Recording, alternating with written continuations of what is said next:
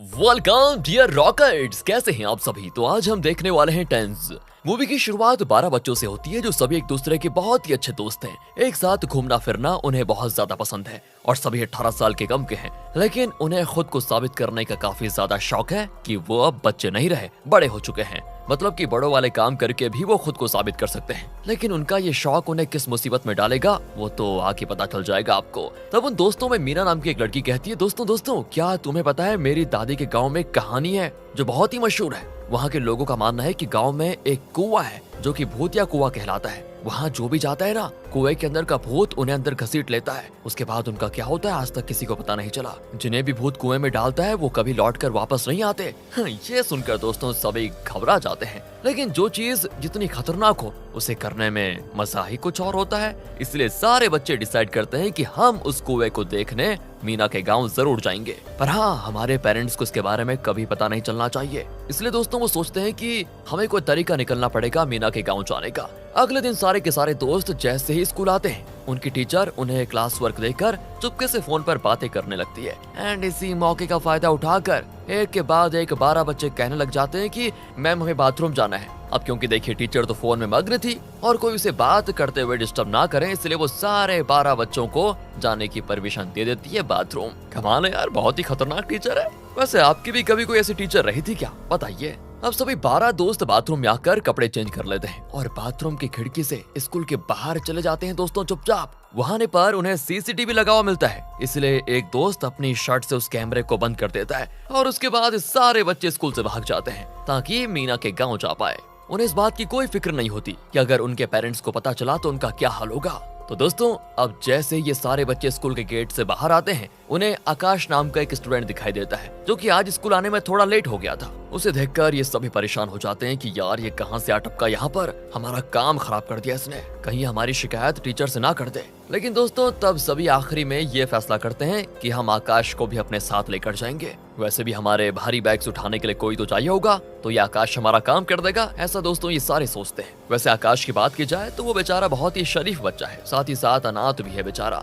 Newspapers वगैरह बेचकर इतनी कम उम्र में अपनी और पढ़ाई के खर्चा पूरा कर लेता है। अनाथ होने की वजह से स्कूल के बाकी बच्चे उसको बहुत बुली करते हैं, क्योंकि आकाश का कोई नहीं है ना जो उसे सपोर्ट कर पाए। उसका यहाँ तक कि कोई दोस्त भी नहीं है, इसलिए आकाश सभी की बात मान लेता है बिना कुछ कहे हुए। अब जैसे सभी बच्चे बस में मीना के गाँव जाने वाले होते हैं, रास्ते में चल रहे प्रोटेस्ट की वजह से रोड में जाम हो जाता है, इसलिए वो आगे जा नहीं पाते। पर उन सब ने तो मन बना लिया था कि हम कैसे भी करके उस कुएं को जरूर देखेंगे, इसलिए वो सभी पैदल ही निकल जाते हैं दोस्तों मीना के गाँव की ओर। और ये सफर अब काफी लंबा होने वाला था और सफर जल्दी पूरा करने के लिए कुछ कुत्ते सभी बच्चों के पीछे पड़ जाते हैं, इसलिए सारे बच्चे कुत्तों से बचकर इधर उधर भागना शुरू कर देते हैं। उन्हें जहाँ रास्ता मिलता वो वहाँ भाग जाते।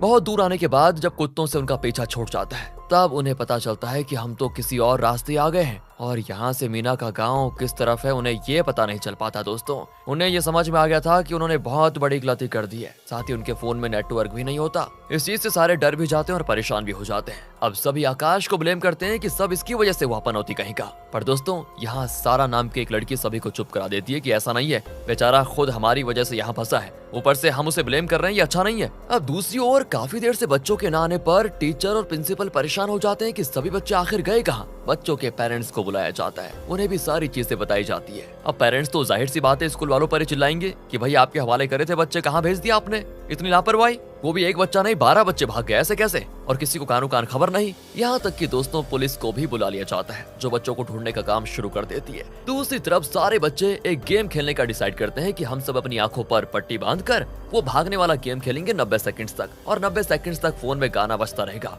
और गाने के स्टॉप होने के बाद जो बच्चा सबसे आगे होगा वो होगा विनर, जिससे बाकी बच्चों को अपने पास से 100 रुपए निकाल कर विनर को देने होंगे। एंड दोस्तों इस खेल के लिए सारे बच्चे मान जाते हैं कि बहुत ही बढ़िया आइडिया है, इससे हम काफी लंबा सफर आसानी से तय कर सकते हैं। तो सारे लोग इस तरह भागना शुरू कर देते हैं और 90 सेकंड्स भागने के बाद 2 जुड़वा भाई फर्स्ट पोजीशन पर आते हैं, इसलिए बाकी बच्चों को उनको पैसे देने पड़ते हैं, लेकिन टोटल में 100 रुपया कम होता है। और इस चीज से उन्हें पता चलता है कि हमारा एक दोस्त तो गायब हो गया है। हम टोटल 13 लोग आए थे और अब सिर्फ 12 रह गए। इसलिए दोस्तों वो सारे इधर उधर अपने दोस्त को ढूंढना शुरू कर देते हैं कि वो कहाँ चला गया, लेकिन उन्हें वो कहीं पर भी दिखाई नहीं देता। साथ ही अचानक से मौसम भी खराब होने लग जाता है और आंधी तूफान आना शुरू भी। तूफान की वजह से जमीन की थोड़ी मिट्टी जैसी हटती है तो वहाँ उन्हें इंसानी खोपड़ी दिखाई देती है। भाई उसको देखकर तो सबकी हालत खराब कि ये क्या हो गया हमारे साथ, ये कहाँ आ गए हम। ये तो लग रहा है कि यहाँ पर लोगों की बलि दी जाती है। सभी दोस्तों अपनी जान बचाकर वहाँ से भागने लग जाते हैं कि कहीं हम भी अपनी दोस्त की तरह गायब न हो जाएं।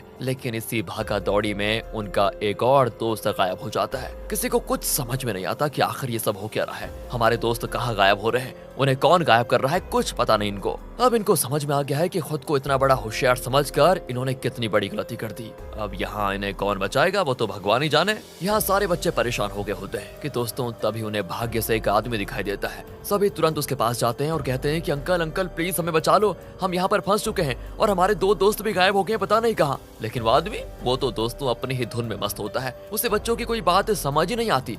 उसे लगता है कि ये बच्चे कोई प्रैंक कर रहे हैं। बच्चे फिर उस आदमी से कहते हैं कि अरे अंकल आप चुप क्यों हैं, आपको यहाँ से बाहर जाने का रास्ता पता है क्या, और आप कब से यहाँ पर रहते हो। जिस पर दोस्तों वो आदमी पता है क्या कहता है, बेटो जिस दिन मैं मर गया था उसी दिन से मैं यहाँ पर रह रहा हूँ। फिर क्या दोस्तों सारे बच्चों की हवा निकल जाती है कि मरने के बाद यहाँ क्या कर रहे हैं, इसका मतलब ये इंसान नहीं बल्कि आत्मा है। और सारे बच्चे डर के मारे वहाँ से भागने लग जाते हैं। दरअसल दोस्तों वो आदमी ना थोड़ी कम अकल का था। एक्चुअली जिस दिन उसकी पत्नी मरी थी ना उस दिन से वो सदमे में है। उसका मानना है कि मेरी पत्नी के मरने के बाद मेरी आत्मा तो मर गई, बस शरीर जिंदा है। इसलिए उसने बच्चों से कहा कि मैं मरने के बाद से ही यहाँ पर रह रहा हूँ, मतलब कि वो असली में कोई आत्मा नहीं है। पर बच्चे तो समझ बैठे कि ये आत्मा है और हमको खा जाएगी।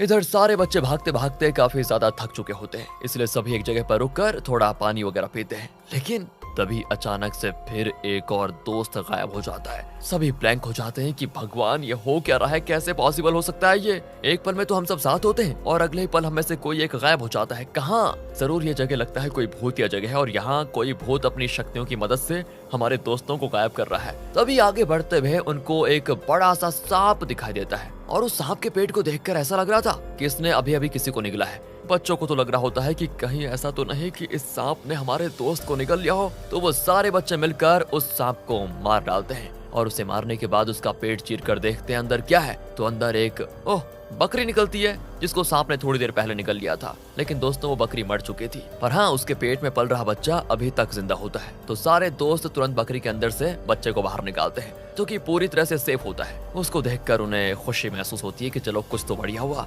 लेकिन तभी अचानक से पूरे जंगल के जितने भी जानवर होते हैं वो सारे जानवर सभी बच्चों को चारों तरफ से घेर कर चक्कर लगाना शुरू कर देते हैं। बच्चे भी सोचते हैं कि यार हमने इतना अच्छा काम किया और फिर ये सब कुछ क्यों। उन्हें बहुत ज्यादा डर लग रहा होता है, लेकिन वो जानवर उन्हें कुछ नहीं करते, बस अनजान कारण से घूम रहे होते हैं। दूसरी ओर हम मैक्स नाम के एक आदमी को देखते हैं। उसे जैसे जानवरों के घूमने के बारे में पता चलता है ना तो वो काफी ज्यादा खुश हो जाता है। दोस्तों मैक्स की बात की जाए तो मैक्स के पिता नासा के एक साइंटिस्ट हुआ करते थे। उन्होंने एक स्पेसक्राफ्ट को भेजने में काफी अहम भूमिका निभाई थी और जो स्पेसक्राफ्ट उन्होंने भेजा था उसके अंदर ऐसी गोल्डन डिस्क डाली गई थी जिसके अंदर इंसानों की काफी सारी जानकारियां हैं, जैसे कि इंसान किस तरह से रहते हैं, वो क्या करते हैं, पृथ्वी पर कहाँ मौजूद हैं और वो किस तरह की दिखाई भी देते हैं वगैरह वगैरह, ताकि अगर फ्यूचर में कभी ये स्पेसक्राफ्ट किसी एलियन के हाथ लग जाए तो उसे पृथ्वी के बारे में सारी जानकारी मिल पाए। ये सब कुछ जानने के बाद ही एलियन फैसला लेंगे कि क्या वो हमारी पृथ्वी पर आकर अपनी आधुनिक टेक्नोलॉजी की मदद से पृथ्वी का विकास करेंगे या फिर पृथ्वी को खतरा समझकर उसे बर्बाद कर देंगे। एंड दोस्तों मैक्स के पिता रिटायर हो चुके हैं, लेकिन वो हर समय इसी स्पेसक्राफ्ट पर नजर रखते हैं ताकि उसके जरिए एलियन से संपर्क कर पाए। लेकिन कुछ सालों पहले हुआ ये था कि मैक्स के पिता की मृत्यु हो गई, इसलिए उनके बाद से अब मैक्स उनका अधूरा काम पूरा कर रहा है। और जब उसे पता चलता है कि जानवर गोल गोल चक्कर लगा रहे हैं तो उसे समझ आ जाता है कि उस एरिया में अचानक से पृथ्वी की इलेक्ट्रोमैग्नेटिक वेव्स काफी ज्यादा बढ़ चुकी हैं, जिस वजह से जानवर गोल गोल घूम रहे हैं। और हो ना हो ये इसीलिए हुआ हो क्योंकि वहाँ पर एलियंस आ रहे होंगे। और इस चीज से मैक्स बड़ा खुश हो जाता है कि चलो कुछ तो बढ़िया हो रहा है पृथ्वी के लिए, और उस जगह जाने के लिए वो तुरंत निकल पड़ता है ताकि अगर वहाँ पर एलियन आ रहे हैं तो वो उनसे बात कर पाए। अब जैसे ही वो जानवर वहाँ से हटते हैं ना सभी बच्चे दोबारा से आगे बढ़ने लग जाते हैं और कुछ देर आगे बढ़ने के बाद वो थक कर एक पेड़ के नीचे बैठ जाते हैं। लेकिन तभी उन्हें पेड़ के ऊपर एक लड़की की लाश लटकी हुई दिखाई देती है जिसने खुद की जान दे दी थी। वो लड़की पास के गांव की होती है दोस्तों। एंड उस लाश को देखकर बच्चे तो और ज्यादा डर जाते हैं कि भगवान आज ही हो क्या रहा है हमारे साथ। बस दोस्तों उन्हें जहां जगह मिलती ना वो वहीं पर भागने लग जाते हैं। लेकिन उनके जाने के बाद ही वहाँ से कुछ पुलिस वालों का गुजरना होता है और वो लोग उन बच्चों को ढूंढते हुए यहाँ तक आ गए थे। लेकिन दुर्भाग्य से पुलिस वालों के आने से पहले वो बच्चे वहाँ से भाग गए थे। लगता है दोस्तों बच्चों की किस्मत ही खराब है। अब दोस्तों कुछ देर के बाद उनका एक दोस्त जो सभी से थोड़ा दूर पर खड़ा होता है वो अचानक ही बहुत ही छोटा हो जाता है और छोटा होने के बाद वो किसी तरह के पिंजरे में कैद हो जाता है जो पिंजरा उसे वहाँ से लेकर चला जाता है। यानी कि इसी तरह से बच्चे गायब हो रहे हैं। लेकिन ऐसा कर कौन रहा है वो हमें थोड़ी देर में पता चल जाएगा। अब अपने एक और दोस्त के गायब होने से सारे बच्चे डरे हुए होते हैं। सभी सोचते हैं कि कहीं मेरी अब अगली बारी ना हो और जैसा उन्होंने सोचा था वो चीज हो भी जाती है। अचानक से उनके सामने उनकी एक और दोस्त छोटी होकर पिंजरे में कैद हो जाती है और पिंजरा उसे वहाँ से लेकर जाता है। सभी जैसे पिंजरे को छूते हैं उन्हें जोर का झटका लगता है और इस तरह से वो पिंजरे सिर्फ बच्चों को ही नहीं बल्कि परिंदों, जानवरों और बाकी तरह की चीजों को भी कैद कर लेते हैं। किसी को कुछ समझ नहीं आता कि आखिर यहाँ पर कौन सी शक्ति है। और फिर वहाँ पर मैक्स आता है। सारे बच्चे उससे मदद मांगते हैं कि हमारे दोस्तों को बचा लो, हमारे 6 दोस्त गायब हो गए हैं। लेकिन मैक्स तो बच्चों से ज्यादा एलियंस को ढूंढने के लिए आया था कि इलेक्ट्रोमैग्नेटिक वेव्स तो यहीं से ज्यादा आ रही थी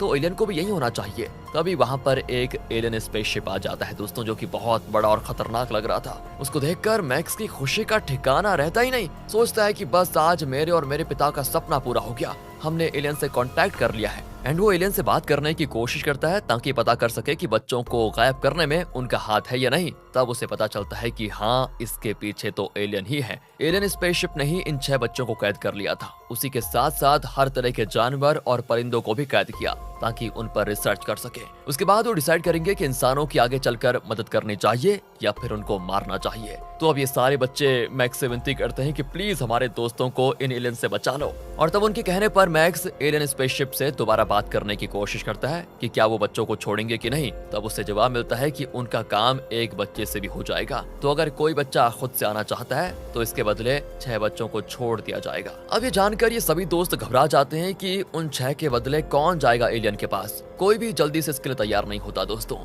और तब आकाश कहता है मैं जाऊंगा क्योंकि तुम लोगों के घर पर न जाने तुम्हारे पेरेंट्स कब से परेशान हो रहे होंगे, लेकिन मेरा तो कोई घर ही नहीं है, मेरे कोई पेरेंट्स ही नहीं है, कोई परेशान नहीं होगा मेरे लिए, तो मैं जाता हूँ। दोस्तों ये सुनकर बाकियों को भी काफी अफसोस होता है कि आकाश कितना अच्छा इंसान है लेकिन हम उसे कितना बुरा भला कहते थे। सभी की यहाँ पर अकल ठिकाने आ जाती है तो सारे बच्चे आकाश से सॉरी कहकर उससे माफी भी मांगते हैं और इसके बाद आकाश खुद को एलियन के हवाले कर देता है। उसके बदले में एलियन स्पेसशिप बाकी बच्चों को छोड़कर चला जाता है। दोस्तों अगले सीन में सारे बच्चे घर वापस आ चुके होते हैं जिससे सभी पेरेंट्स बड़े खुश। स्कूल में भी आकाश को सम्मान देने के लिए एक प्रोग्राम रखा जाता है क्योंकि उसी की वजह से सभी की जान बच पाई। और उसके बाद दिखाते हैं कि एलियन स्पेसशिप के अंदर से आकाश नासा से संपर्क करके कहता है मैं अभी एलियन के प्लेनेट जा रहा हूँ। उम्मीद है हमारे बारे में जानने के बाद वो हमारी मदद करने के लिए तैयार हो जाएंगे ताकि इससे पृथ्वी और ज्यादा एडवांस हो पाए। जो भी बात होगी मैं आप तक उसको अपडेट देता रहूंगा। इसी के साथ दोस्तों ये सीन यहाँ पर खत्म हो जाता है। बताओ आकाश कहाँ चले गया।